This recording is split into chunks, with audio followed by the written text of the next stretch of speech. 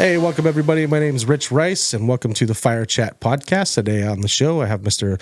Lenny Nesmith, also known as Lenny the Boss. Welcome, Lenny. Boom, boom, boom. Good to have you on. Good to have you on. Thank you. Lenny's Appreciate been here all weekend, actually, doing a junior investor and a kids real estate and financial literacy class here at the club. So we're going to talk about that a little bit, and also we're going to talk about financial independence through real estate, since that's what the podcast is all about here. So, Lenny, man, thanks for coming out. Thanks for being on the show, and thanks for coming out and doing this event with me. It's been a lot of fun. We've been planning this thing for I don't even know how long, like 4 months now, 4 or 5 months now. Yeah. So since we originally talked about it, I guess a good question to start off with, when did you get started with doing stuff with teaching kids financial literacy, and why? Great question. First of all, thanks again. I really appreciate it. Flew all the way from Philadelphia all the way over to California to, meet you for the first time in person, as well as the kids. So, man, how this thing came about is I have an 11-year-old kid, right? Mm-hmm. And boy, I'm a bag of affirmations. So, he's over me. So 100% over me, because, I'm his friend, I'm his dad, I'm his father, I'm his disciplinarian, and sometimes it's just hard to take all this information that you have, right? Mm-hmm. and feed it into your kid. So, I started to think of ways to do it. So, I have a vision board, like right in front of me in my office, and I put, Lord, should I teach the kids real estate? And this is such a true story. And I put it there, and I left it, like you do with your vision board. And I don't know, 2-3 months later, I'm riding down the street. And I have real estate, of course. So I have all these money orders I got from one of my tenants, right? And I asked my son, I said, hey, add this up, so I can go in the bank really quick, deposit it, and then we can go do whatever he wanted to do after that. So I took a picture of him adding it up. And then I threw it out on social media. I said, hey, get your kids involved in your business any way, shape, or form. Mm-hmm. Look, I have my son here adding up some money orders. And then I guess God starts speaking, because behind the scenes, I get all these messages of saying, oh, I would love for my kid to learn real estate. I would love for my kid. I say, oh, well, I guess God is telling me that. Yeah. And that's how it started. So all the individuals that messaged me, I said, hey, I'm going to get a space really quickly. Mm-hmm. This is what I would do. And they was down 100%. So enrolled their kids. I was like, okay, this thing is real. Now I have to actually put the content together. Yeah, I know that's the scary part, right? And kind of go from there. Not really, but actually it was. And I'm gonna tell you a quick story. So, for me, mindset is huge, right? You're sitting through the event now, and you see mindset is huge. So, I said I have to give mindset. Period. Like that's 100% what I have to do. And when I start putting that together, I said, man, what kid is going to sit through 2.5 hours, because that's how much content I put out, of mindset? As you know, there's not too many adults who want to sit through 20 minutes. I know. I did a whole 2 hour, we do like fire focus events here every Wednesday, and I lead the mindset one, and it's I feel you. It's like even adults like trying to, the 2 hours of mindset, people go, oh, here we go. Like we're just going to do these feel good exercises, right?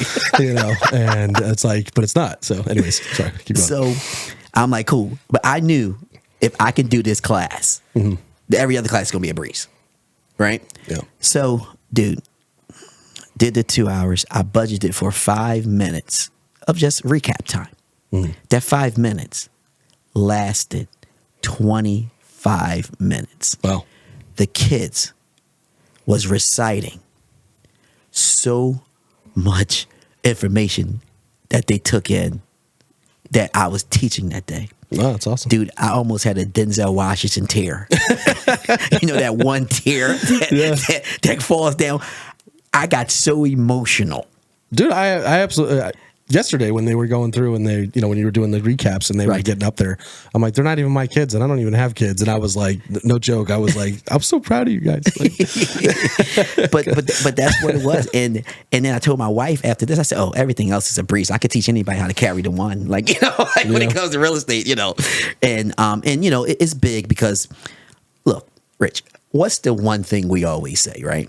We wish we would have known this sooner. Yep. Right. And that's what I wish our parents would have taught us this or put us in, or they would have taught us it in school. The parents don't know. Yeah. Well, the parents, the parents they didn't get taught it in school, unless they happen to learn it somewhere along the way. Yeah. So even in college, I went through, college level finance classes and, it was all business finance, like business accounting and,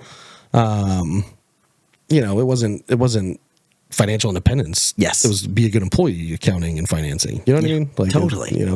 Totally. And, credit look, I come from very poor backgrounds. So, we use credit to 100% use it to buy deals, and we have to teach it. You have to teach the importance of it, how to use it, when to use it. You have to teach assets versus liabilities, which we know is important. You have to sit here and teach good debt versus bad debt, because once again, when you're not, literate when it comes to a financial situation, you think, oh my God, you're buying this property for $700,000 and you're getting all this debt. But it's like, hey, you're getting a mortgage on this puppy. Let's just say you're paying $4,000 in mortgage, but you're making $5,000-$6,000 a month. So, and a small mind will not understand that. And I just want to make sure that the kids are aware of credit cards, how to use them, when to use them.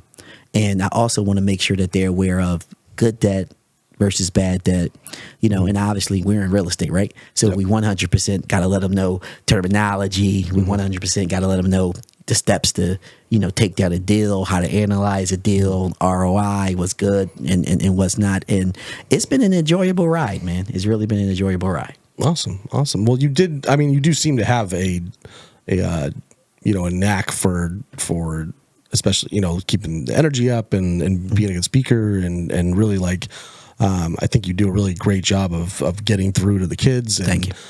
Keeping them engaged. And that's a talent in itself. Is that just natural or did you learn that somewhere? Or? Well, I coach for my son's football teams. So, flag football, tackle. And, I just noticed that you have to be engaged. Like for the kids to for one, which I failed to mention, my son don't think I'm cool. Well, no, I'm his dad, right? But all his friends think I'm cool.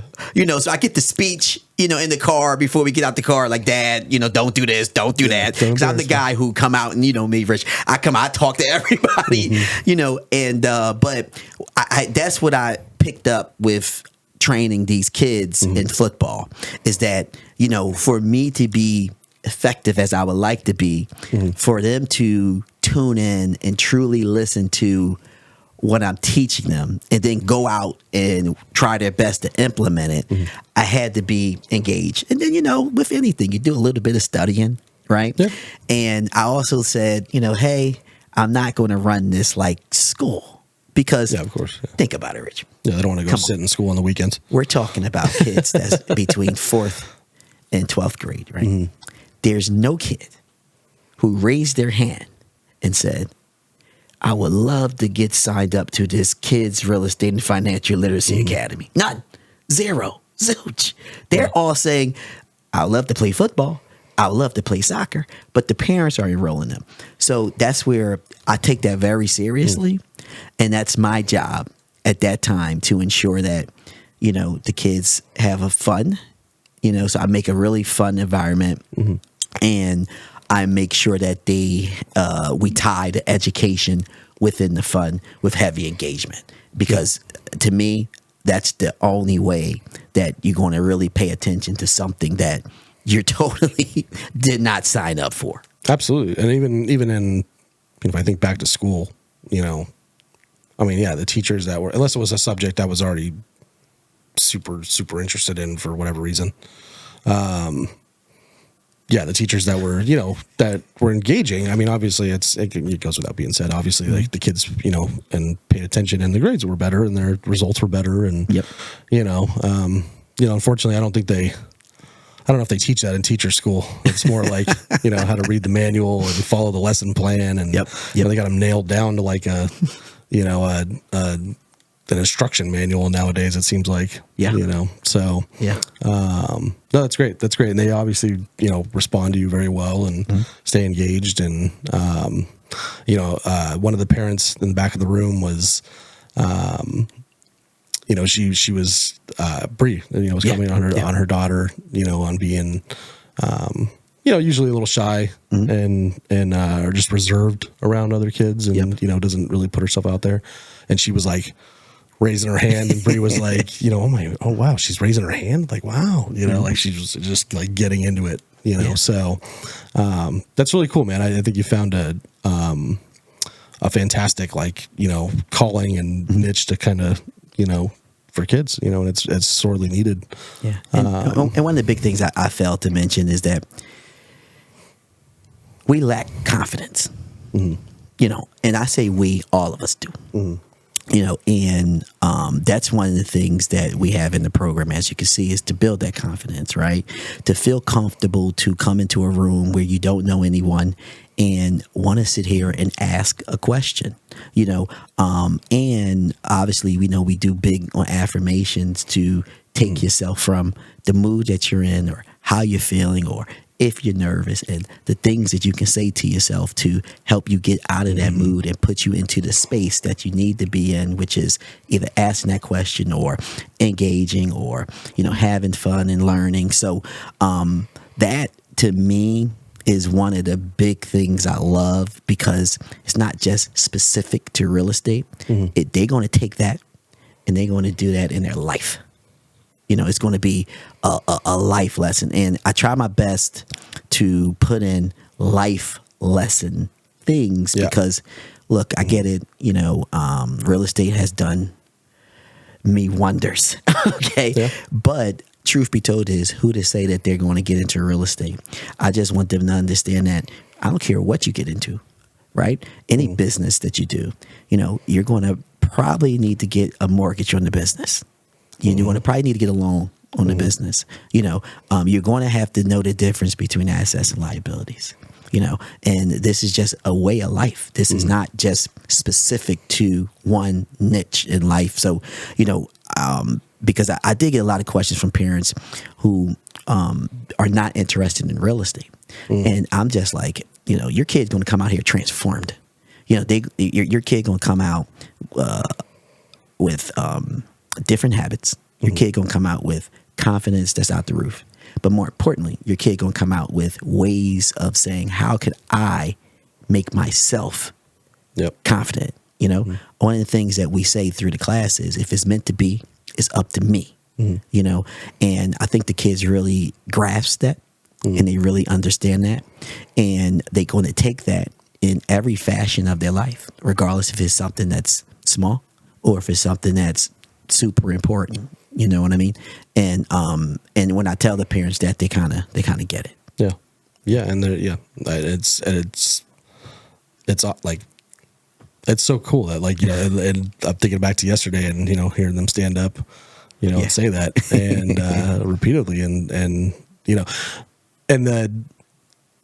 not just for kids, I'll make people stand up in we do this boot camp. We do this 6-week boot camp a couple times a year. In the mindset groups, all that stuff. I'll make people stand up and, and say something, as far as I'm going to do this or I will do, and I just, and adults are, they're a little more reserved. They're like, why, and why are we doing this? And it's important, it's important, what you tell yourself and that mindset, and it's, like you said, it's not even about the real estate, it's that mindset and that, just the mindset is massive, for anybody, especially kids. Dude, the biggest challenge we have is the person we look at in the mirror. And that person is either going to sit here and push us to be great or push us to not be, because we won't take the chances or the risk because we, not anybody else, even though we point the finger, but the finger really should be pointed back to yourself. Yeah, absolutely. And the problem is that people don't put enough stock into the mindset. They put in a lot of stock into the actual skill. The last time, the very first time ever I've been out in California, I met a guy. It's funny because met at a conference. It was a really big conference, and he had a hat on. It said 80% mindset, 20% skill equals 100% success. And I said, oh my God, this is the guy I need to go meet because he gets it. And come to find out, we're both in California.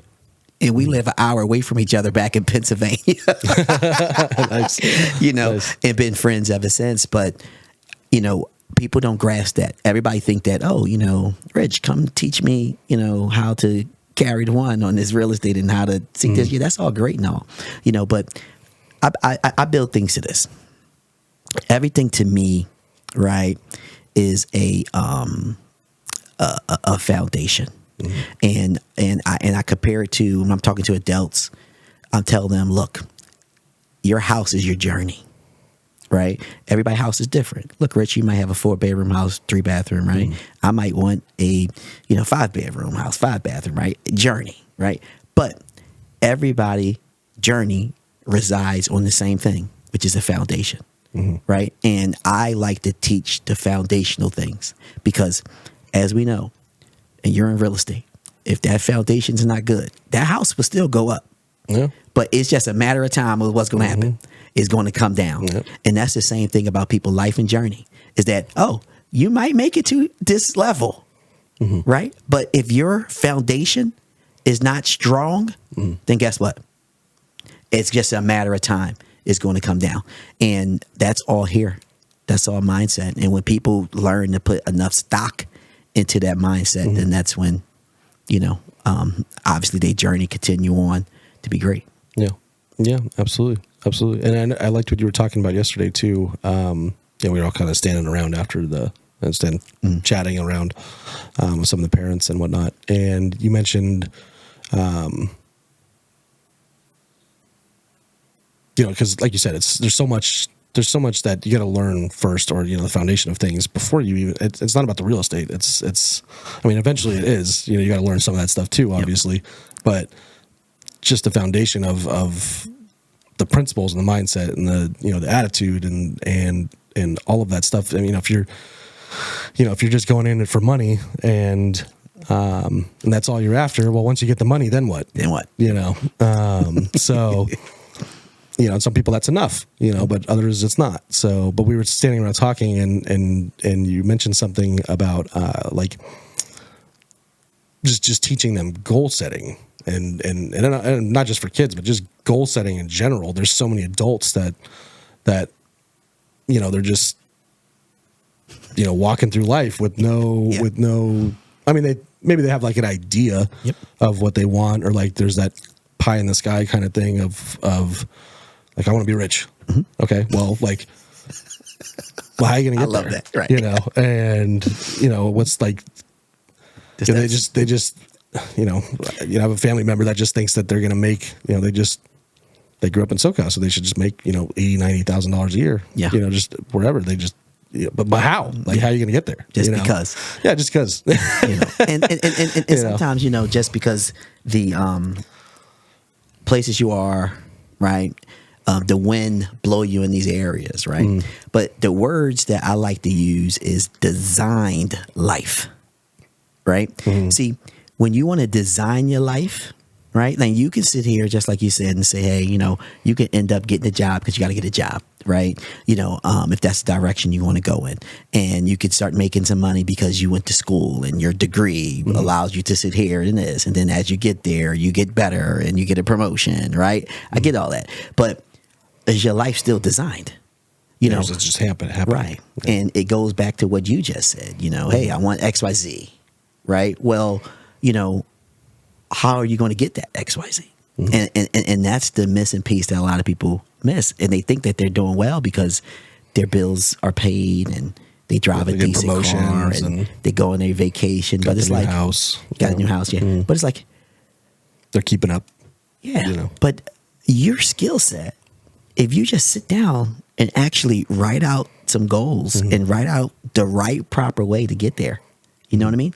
Like, man, I might not even know who you are in 2 years because you'll be so far ahead of anyone else. But a lot of people just don't put the stock in it because they only see what they have and they think that that's well, you know. And for me, what I like to do is put myself in other rooms. You know, put myself in rooms where people are much more successful. In all different fashions, because success is within the beholder, right? You know, but successful in their business, successful in their relationships, successful even with their family and kids. And I like to see all that because those are all categories on my goal list to be great in. You know, I call myself super dad. You know, so when something's going on and I don't live up to, you know, wearing the cape, I kick myself in the butt because I take that very seriously. I also think I'm a great husband. So when something don't go as planned, I take that very seriously. You know, I do something called Reflection Fridays. And what I do is every Friday, I reflect on what was important to me that went on during the week. So some business things I've done, things I've done with my son. And I think of ways of what I could have said that was better. What I could have said that was a little more impactful. What I said that went haywire. You know what I mean? And I think about those things because that's the only way you get better. You know, I think about the interaction I have with my wife. I sit here and say, man, you know, earlier this week, you know, she really didn't like the comment that I had, but that wasn't my intent. So I have to own that because obviously I feel as though I can communicate well. So if I didn't say it in a manner where she would have been receptive to it, then that's my problem. In business, we know that a lot of things go right and a lot of things go wrong, you know, and you have to look at it and say where I need to double down at because this went right. And then where do I need to get better at because I could have made some different decisions back. And I do that. And I have noticed that by me reflecting, I'm always getting just that 1%, 2%, and 3% better the next week, the next week, and next week. And you know, and it equals up to me smiling all the time. You know? Yeah, for sure. I like that, the Reflection Friday. Yeah. So what's so real quick, what do we like your number one tip for being a super dad? Number one tip for being the super dad. Okay. The number one tip for being the super dad is be yourself. You know, and understand what makes you tick personally and understand what makes your kids tick. And the reason I say that is because just like with adults, everyone is different. So what you can say for people who have multiple kids, what you say to this kid, you could tell this kid to sit down, this kid to go and sit down. This kid, you might have to say it in a different manner. Go sit down, don't work for this kid. They sit down for 2 seconds and they're back up, you know, doing their thing. And you just have to sit here and just understand what ticks. And that, to me, it takes time. You know, and that's why I like the Reflection Fridays because it allowed me to say, what are the things I've done with my son this week? What are some of the things I know he enjoyed and he loved and he liked? So I take that and I keep that high and say, I want to double down on those categories. And then what are the things that I said that wasn't as impactful as I thought it was going to be when I prepped myself to say it? You know, and that hurts sometimes. And also understand you're not perfect. I think that's the most important thing I want to say. You're not perfect, and if you happen to do something or say something where it didn't turn out to be what you wanted it to be, you try again. Good advice. That's Good it. advice. So on the multiple kids thing, like, you know, if you handle one kid a certain way, handle the other, do you run into like one of them are either of them or all of them at one point saying like, well, how come that's not fair? Like, how come, you tell, you let him do that, or, or do you ever run into that? Like, that they notice that you respond or treat them not differently, but you know what I'm saying? I'm going to give you two things. Like, one, I think I was blessed because my mother had 10 children. So I have 9 brothers and sisters, and I'm the 10th kid. Oh, okay. Yeah, so you're used to it. Yeah. So yes, because all my brothers and sisters said the way that I got treated is totally different from the way they got treated. And I think also it was a gift because it allowed me to deal with 9 other personalities. Mm-hmm. You know, absolutely. Without me knowing that I'm dealing with 9 personalities, if that makes sense. I guess it was subconsciously. Yeah. And that skill is in me. Mm-hmm. Therefore, I have a stepdaughter, which, I helped raise since she was in 6th grade. And there's a large, so this is the other gift for me. There's a large age group between my stepdaughter and my son. So she was on her way out the house when my son was conceived. So with that being said, I really didn't run into the problems of, Gotcha. that. Now she comes back to the house and say, "Oh my God, look at him! He gets this, he gets that, he gets this, he gets that." Mm-hmm. Then my wife got to sit there and say, "Well, you wanted your hair done." Mm-hmm. Like he wants this big toy. Like the economics are the same. Mm-hmm. Your hair costs $150. And this toy costs $150. Yeah, it's just this is tangible, and your hair was a one-time shot. Fair enough. So right on. Well, how about number one tip is for either a husband or as a partner, or All right, this is a good one. Okay, so number one tip, I would sit here and suggest listening, and I think a lot of people communication. Mm-hmm. And I think a lot of people believe that communication is a one-way street. They believe that communication is me talking. Mm. And no, communication is a two-way street. Yep. And communication is, yes, me talking, but it's also me listening. Now, I'm going to talk about listening because I've also, in my old world, I've managed up to 200 people at one time. Mm-hmm. And I had to teach this about communication and listening. I'm sure. So I've learned that the problem is people want to talk so much, okay, that they're not even listening to what you are saying because they're trying to remember what they want to say to you until you are finished. Yeah, they're just waiting for you to stop talking. Correct. Yeah. So you can tell when people are doing that. Yes. That's the problem. That means that you didn't hear or thoroughly hear everything that I said. They're like jumping in and finishing your sentence, but that's not what you were going to say. Boom. So you know exactly what I'm saying. And I'm sure a lot of people are going to sit there and say, yeah, I know it. But I think that's that. And I think communication, man. Communication, honesty. Because, I tell my wife things and I get a good example. So I do a lot of traveling. Mm-hmm. And with this traveling, I have some really good friends. And we like to go out to eat. And we like to go out and have some fun. Mm-hmm. So I'm here on business, but when I blow up my social media page look like I'm sitting here having all the fun in the world, And you have a fun job. Right. And my wife, and my wife looking at me like, dude, like you're traveling and, are you working? Mm-hmm. Because all she see is we're out eating at this place. We're in the yacht. We're out. That looks like a lot of garlic, bro. And I had to take a step back. And I had to look at my own social media page. Mm-hmm. People tagging me in. I'm posting, and I'm like, oh yeah. Well, what it looks like is that I'm not showing this. I'm not showing.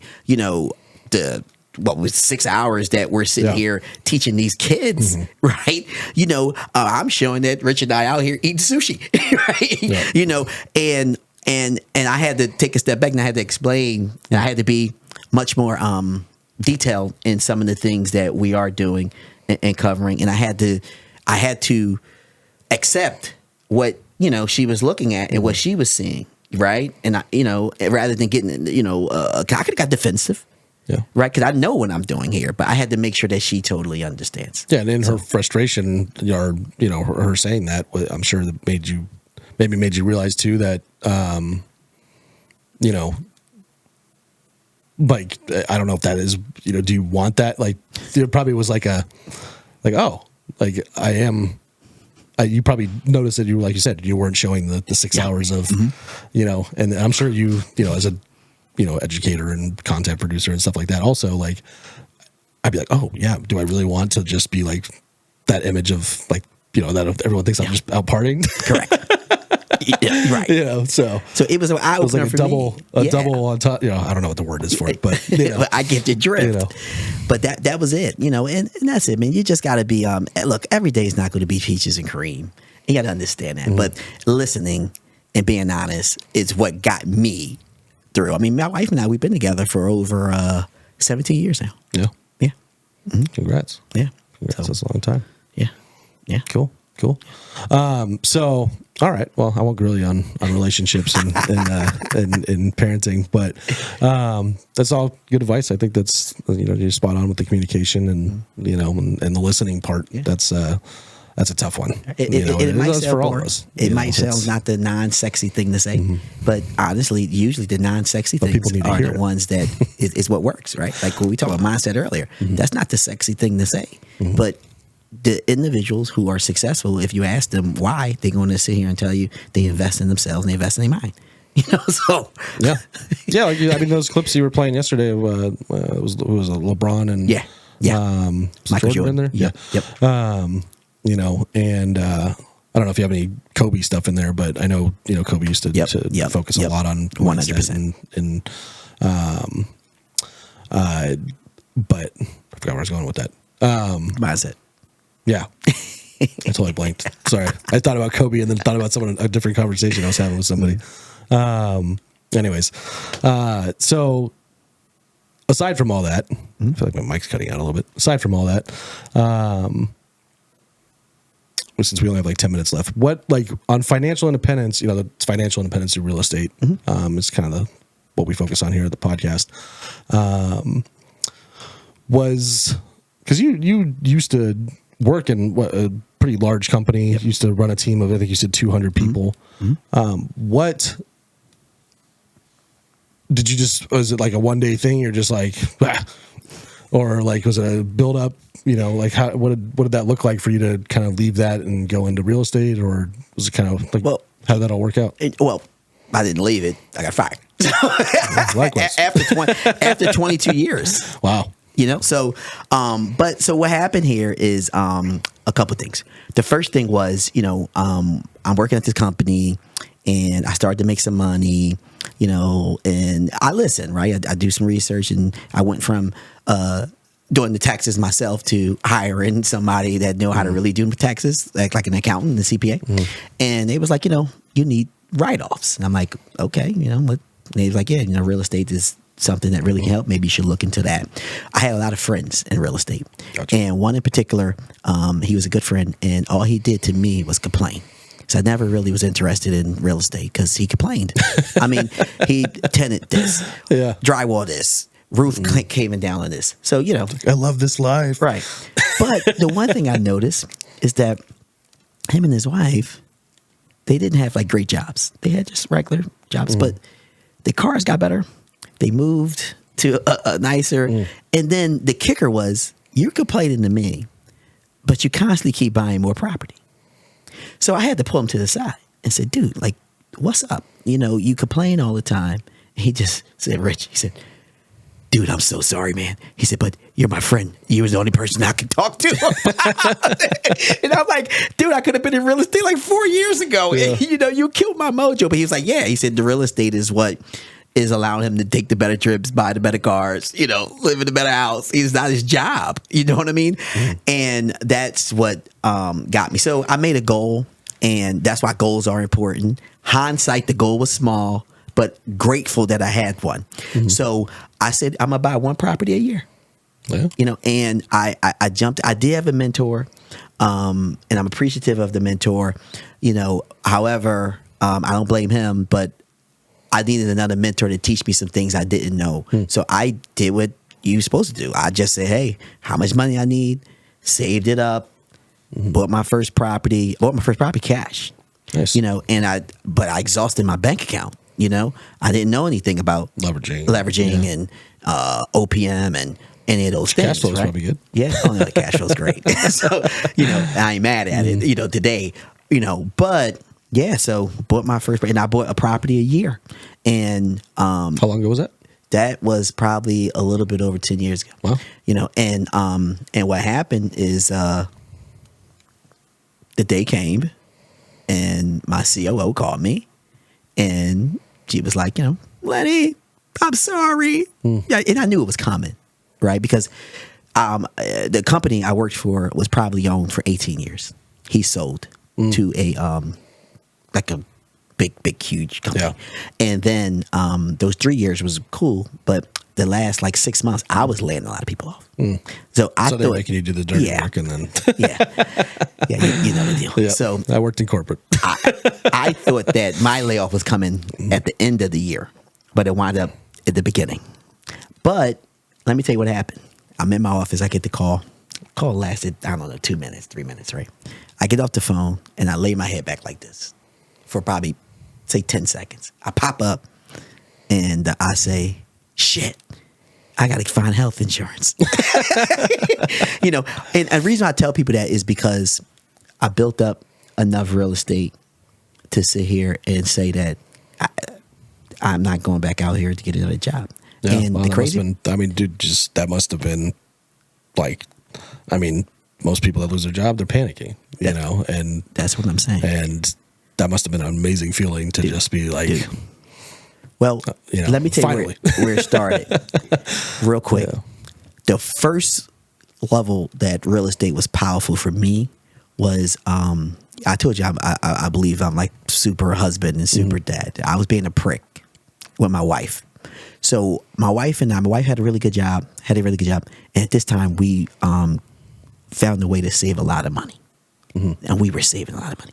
But she was having trouble at the job with the owner. Coming home miserable. So this is the prick in me. I used to say, baby, just look at the bank account, and that should, you should be able to deal with it. And me, you see, I'm a real happy guy, run a happy household. Yeah. She came home one day, tears in her eyes. That's when I felt like a prick. I'm like, wow, I'm telling my wife to go back to the job because of money. Yeah. So I went down to my office. I looked at my portfolio. I'm still working. And this is where God blesses you, right? I said, wow, we're bringing in enough money off of the real estate to replace your income. I went back upstairs, super husband, and said, go put in your 2 weeks. Yeah, and we stayed up all night long just talking about what she wanted to do. Yeah, that's amazing. Know what I mean? That was level 1. And then level 2, obviously, was they let me go, and I didn't have to go back out and get a job. That's Rich, I'm gonna tell you, I got laid off in April, right? In May, I went to Puerto Rico. June, I'm in Mexico. The next, I'm vacationing all these places because we had it on the map already. And I'm like, we're still gonna do it, So that really showed me the power of what real estate can do and why I'm such a believer. Yeah, absolutely. And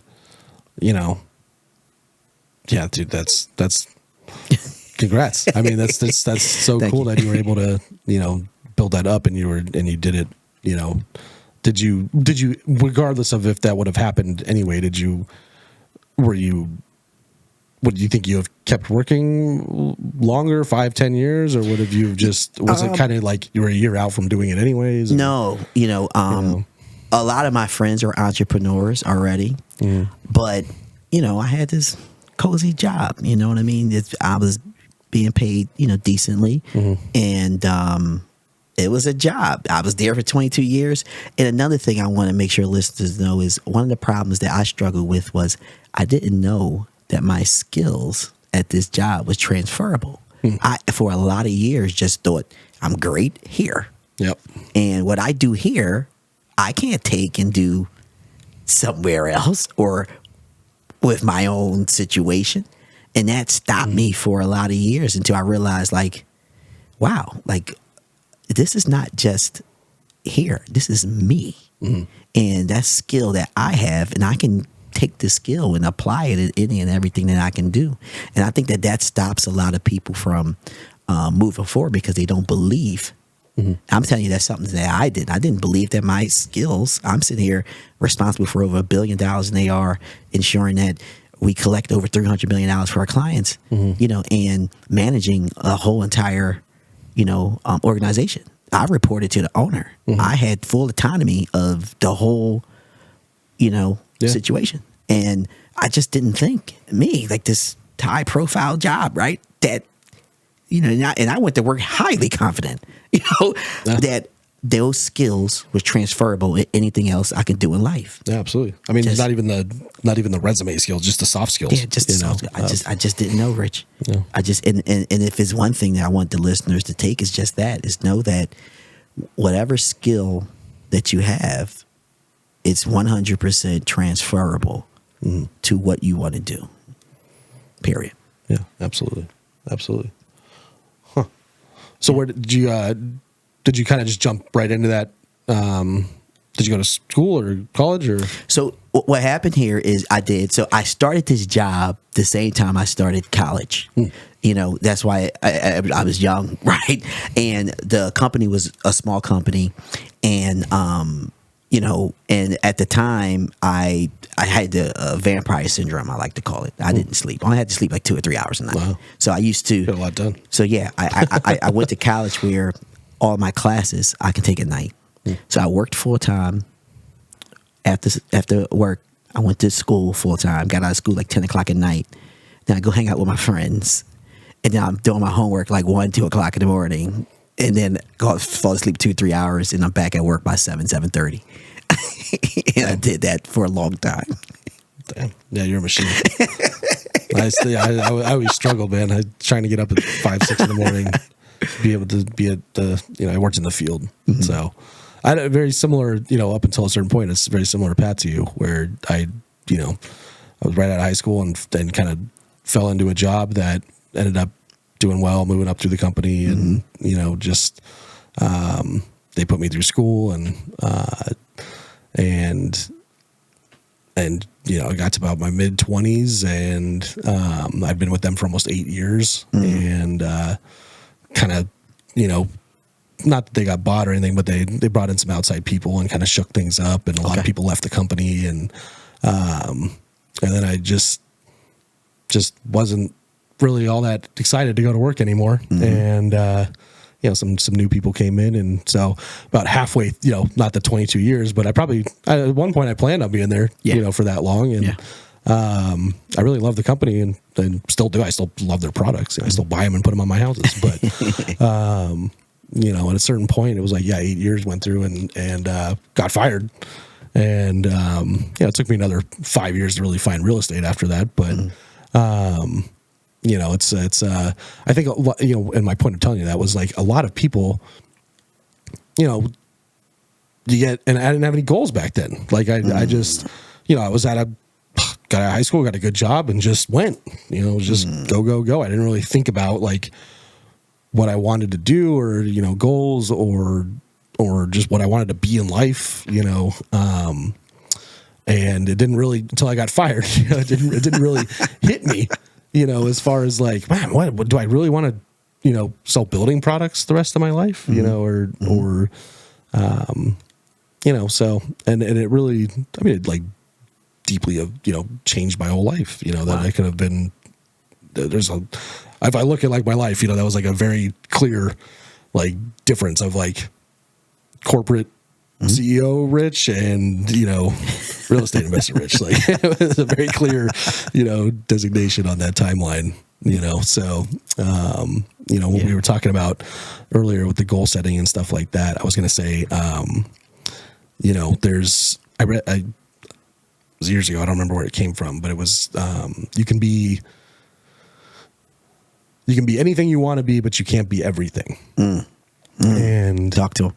So it's just and it's a simple thing, but maybe it's a duh, but for me it was like, wow, very profound. Like you could, I could, like, what do you want to do? There's only so much time. That's like the human, condition is that we only have so much time, and it's like, what do you really want to do, or what do you really want? Like, do you want to work, or do you want to be in school for 10 years and be a doctor, or do you want freedom of time? Like what do you want to do?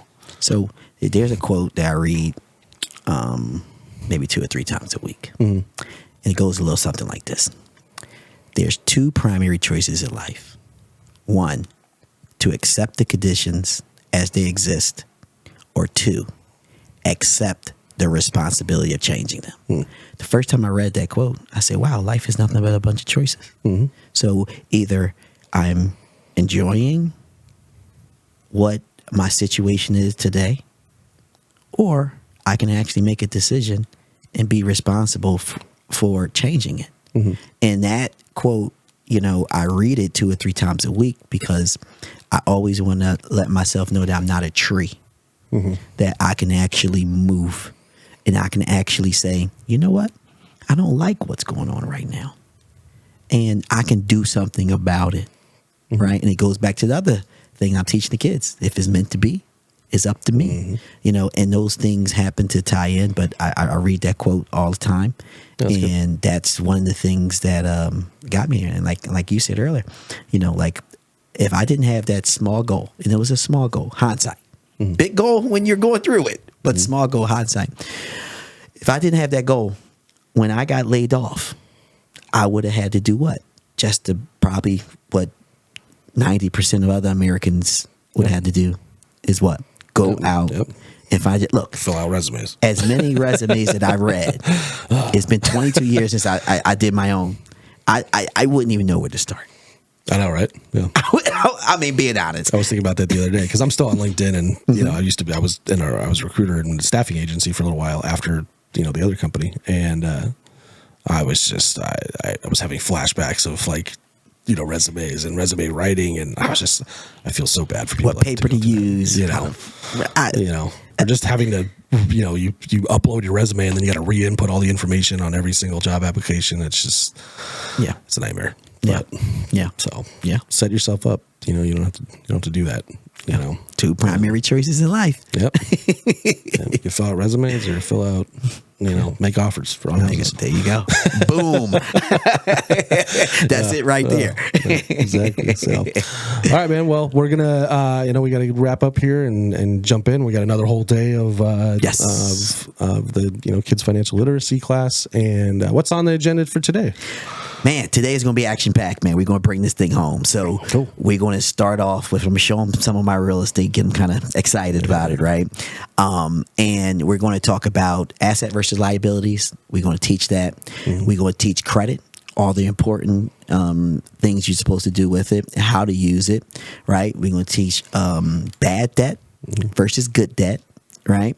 I'm trying to think what's in my slides. And we also going to, obviously, we're in real estate, dude. So I'm going to teach them, some terminology. We're going to teach them, how to look at a deal.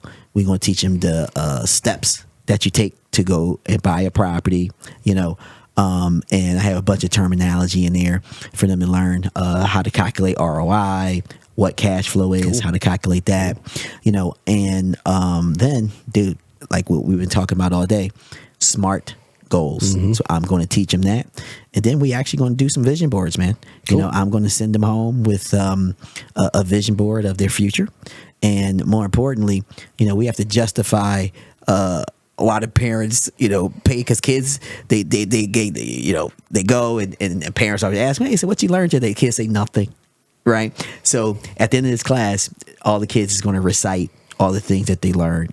To the parents there, and so the parents get a chance to, and we graduate the kids, right? To give them certificates of completion, which they love. They feel like they accomplished something. They can hang down on a wall, and then they, recite a bunch of things that they learned to the parents, and the parents get to ask questions and take pictures and stuff like that. So it's pretty cool. Awesome. Yeah. Well, I'm excited to see it. I'm sure I'm going to pick a thing or two up. It's always great, whatever the content's focused towards, to hear from somebody else, you know. Yeah. So Yeah. I'm excited. Good stuff. Lenny, if people want to check you out or find out more of information about you or your classes, how would they do that? What's the best way to get a hold of you? Yeah, man. So just go to kidsrealestateacademy.com/enroll. And if you opt in there, what I do is I send out a lot of helpful content. I also send out updates, like we're putting together a digital library, you know, so and everyone across, you know, the world can actually get the content, right? So once again, that's kidsrealestateacademy.com/enroll. And if you want to follow me, I'm heavy on Facebook, heavy on IG. You can just go to Lenny the Boss. That's LENNYTHEBOSS.com/Facebook or LennyTheBoss.com/IG. Awesome. Yep. Awesome. Right on. Well, it's been great having you on the show, man. This has been the FIREchat Podcast. Again, your host, Rich Rice. And you can check us out at FIREchatPodcast.com, or you can just visit the club's website, Inland Empire Real Estate Investment Club, IEREIC.org. Again, that's IEREIC.org. We do weekly events and all kinds of education stuff like what Lenny's doing this weekend, as well as for adults throughout the year. And we got a lot of events coming up this year. So check us out. And we'll see you on the next one. Thanks, everybody. Boom.